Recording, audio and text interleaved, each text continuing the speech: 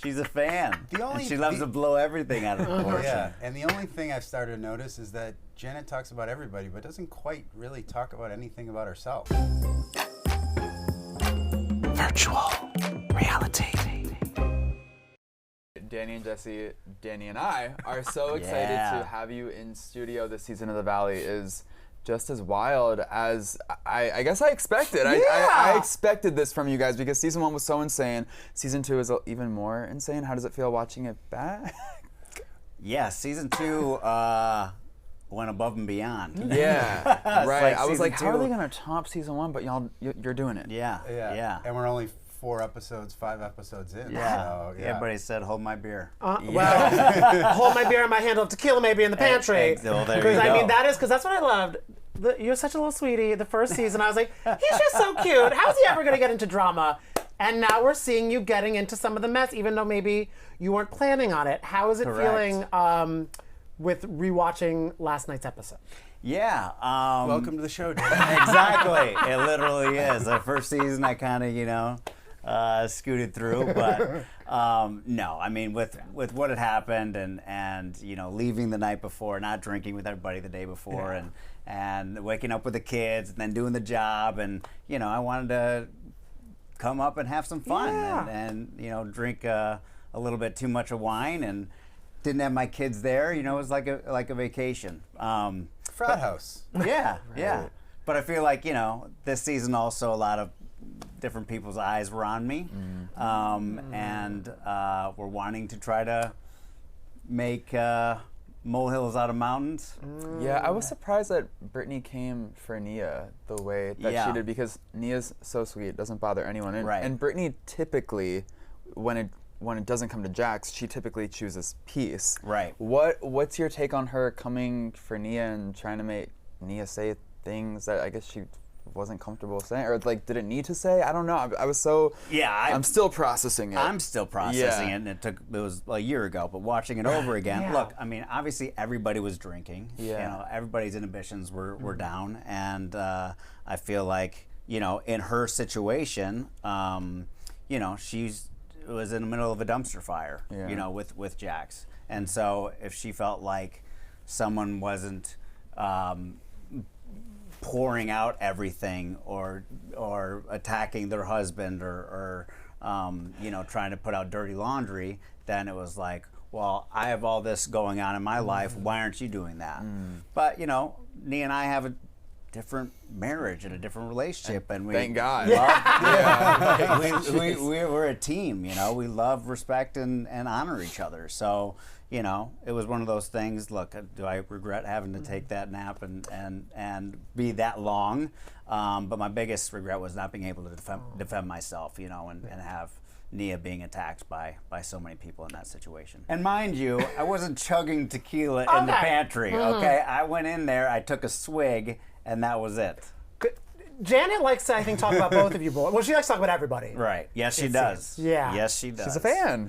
She's a fan. Yeah. She's a fan. And she loves to blow everything out of proportion. Yeah. And the only thing I've started to notice is that Janet talks about everybody, but doesn't quite really talk about anything about herself. No. Interesting. No. Now, stay tuned. Ooh, do we feel, because a lot of people say the J names on the Valley cause trouble. That's been the safe answer. All of your castmates like to say, and Jesse, I hate that brings you into the mix. I mean, I don't know what to say about that. I'm the biggest #1 J name in the group, I guess. I don't know. But so you feel, because it kind of seems like Janet is using a lot of y'all's lives to kind of shield herself in a way. Yeah. Yeah. I think, I think she knows this world, she's studied this world, and she thinks that she can kind of play this world instead of just sort of living in it. I love Janet. I actually get along with pretty much everybody. And Janet and I have this witty humor back and forth all the time. And I think she just she just keeps bringing things up that have kind of been squashed and things from the past, and just to involve herself in every little detail of everybody's lives. Speaking of things from the past, because you and Michelle had an intense vineyard moment. Yeah. And Emma was like, well, who was? We have to talk about the birthday Venmo, I guess.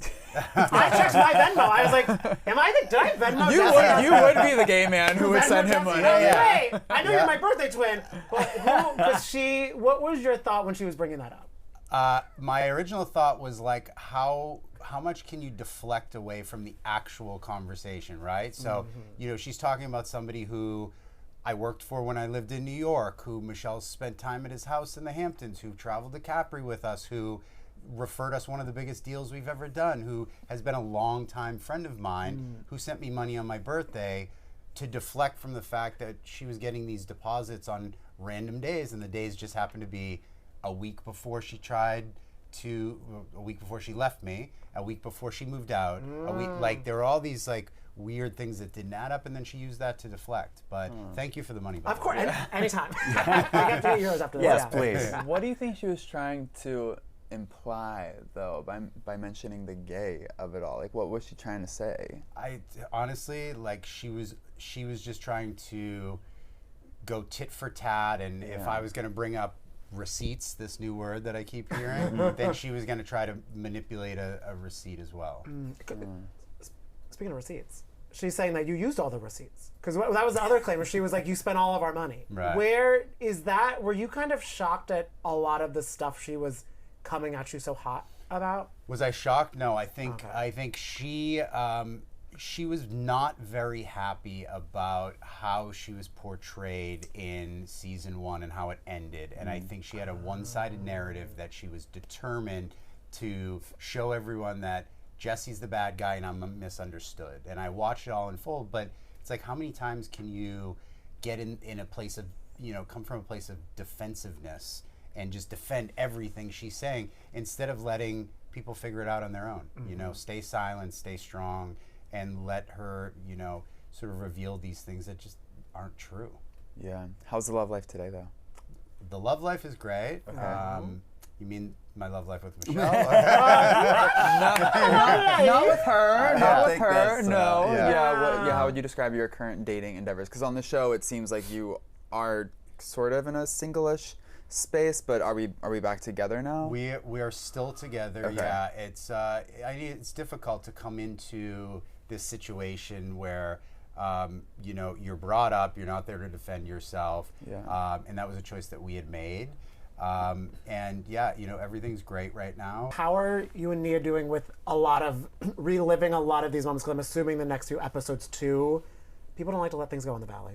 No, they don't. So I'm assuming your castmates are still going to come at you with this narrative. How are you guys preparing to relive that? Yeah, she's 9 months pregnant. Yeah. So it's a tricky time. It is tough. So when these, episodes come out, we have really strong communication. So even if something had happened, I did, apologize to her. Yeah.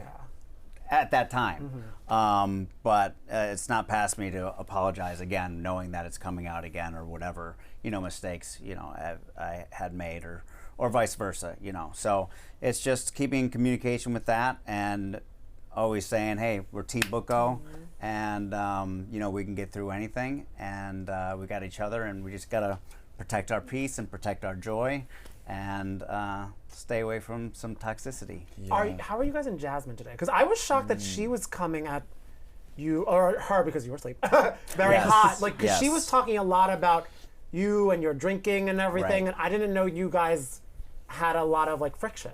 Either did I. Okay. When that situation happened a couple of years ago, I didn't remember it. It was very, very embarrassing and bad night. And once I found out immediately, I reached out to her and apologized to her. Yeah. And then I apologized to her again face to face a couple weeks later when I saw her. So it was all this, we're good, everything's good. I knew that's not Danny, I know that wasn't you, that's not your character. Let's just move past it. So when this all of a sudden got brought back up again and continually was being brought up and saying that things weren't resolved and really coming at me with that, I was very shocked. But at the same time, I'm the first to apologize and the first to, forgive. And I said, if there's anything that's not resolved, I'm here. I just didn't know that it was still going on. And that's the hard part about this world, right? It's like talking about my relationship or, you know, any of the cast relationships and the marriages and stuff. You live it in the moment. We all talked about it. We argued about it. We made up, you know, whatever. Then you watch all the episodes to prepare for a reunion. Then you watch them in real time with the audience. And it's like you relive it 3 different times in 3 different conversations with your significant other or your friends.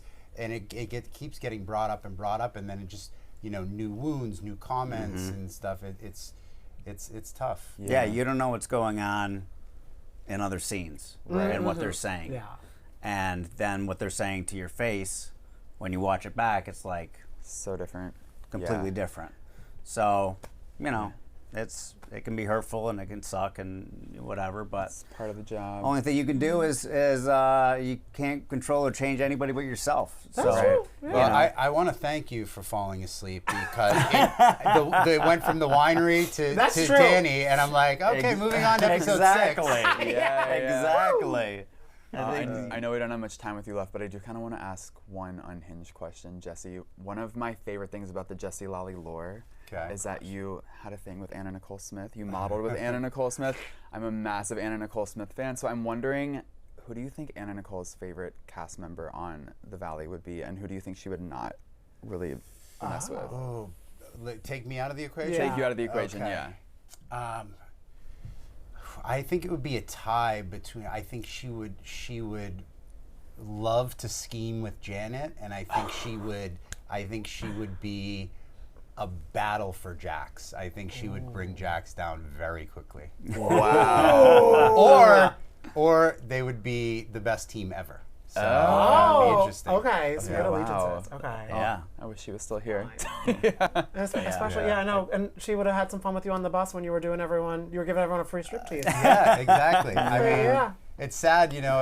I'm so serious all the time. The one time I want to just like strip a little bit and shake my booty, and then it's like Michelle saying, "Well, this is what I had to deal with."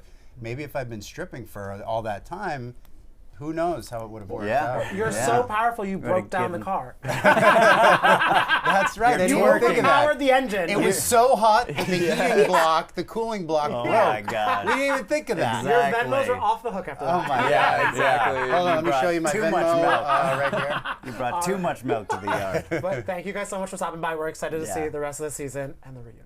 Yeah, and the after yeah. show. Y'all are messy all the Yeah. time. It's crazy. It's crazy.